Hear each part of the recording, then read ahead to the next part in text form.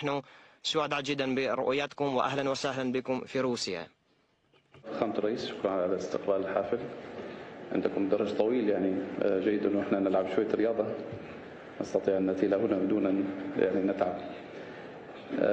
انا اؤكد على ما ذكرته فخامة الرئيس على انه هناك علاقات تاريخيه طويله تربط ما بين سوريا وروسيا، واليوم نحن في سوريا الجديدة بعد الحدث الجديد الذي حصل في سوريا.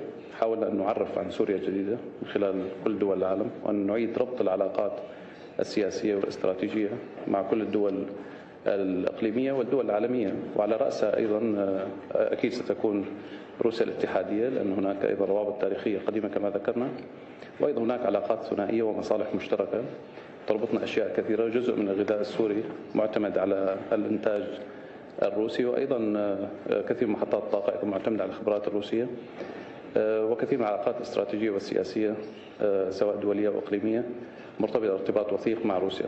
نحن نحترم كل ما مضى من اتفاقيات ومن هذا التاريخ العظيم، ونحاول أن نعيد ونعرف بشكل جديد طبيعة هذه العلاقات، على أن يكون هناك استقلال للحالة السورية، السيادة السورية، وأيضا سلامة ووحدة أراضيها واستقرار الأمني المرتبط بالاستقرار الإقليمي والعالمي.